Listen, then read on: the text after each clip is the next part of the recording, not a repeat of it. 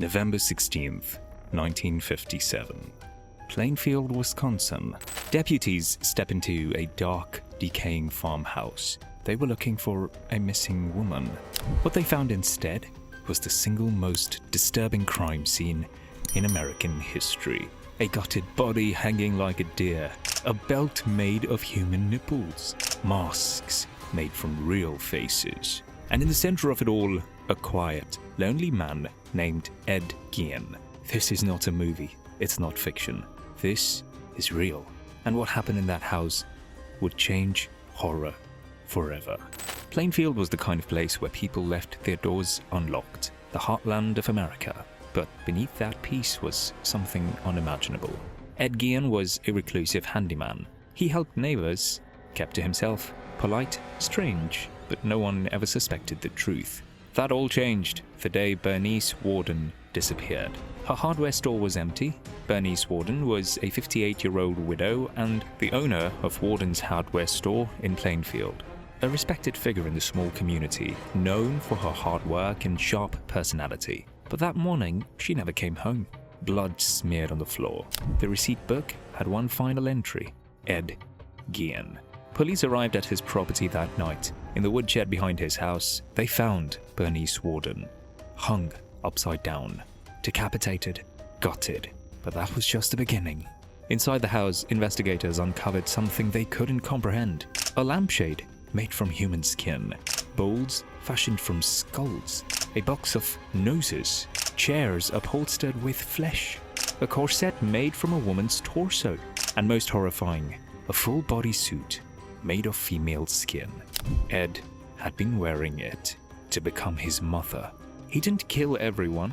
Most of the remains were from graves he dug up under the cover of night. Fresh burials, women who resembled his mother.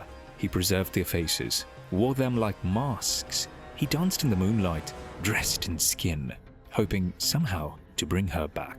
Some items discovered were so grotesque, they weren't listed publicly until years later.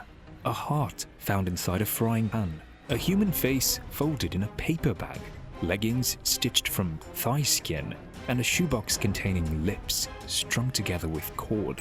When Sheriff Art Shilley entered the kitchen, he collapsed. He later said, "I've seen murders, but I've never seen anything like this." The media exploded. Reporters flooded Plainfield. Locals refused to speak his name.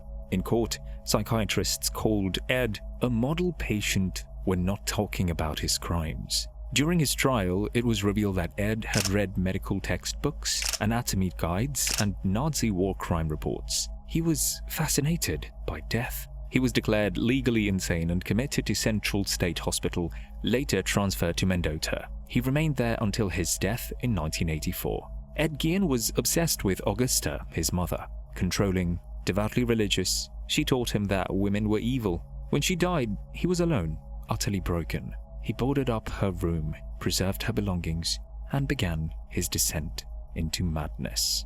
The farmhouse became a shrine. When questioned, Ed was calm, cooperative, even polite. His grotesque legacy didn't just shock the nation, it carved itself into the DNA of horror cinema, inspiring some of the most chilling characters ever put on screen. Norman Bates in Psycho, a man with a twisted, suffocating obsession with his mother, hiding a monstrous double life. Leatherface in the Texas Chainsaw Massacre, who wears the skin of victims and lives with a grotesque family of cannibals. Buffalo Bill in The Silence of the Lambs, who murders women to create a suit made from human skin. Even the imagery of wearing human skin, of preserved trophies, has bled into horror culture globally. And it all started in that house. Imagine walking into that house, the stink of rot, a mask staring at you from the wall, and realizing it's not made of plastic, it's real skin. Ed Gein wasn't a monster from folklore. He was a man, a neighbor, and that's what makes it so terrifying. Because the most disturbing horror stories, they aren't written, they are lived.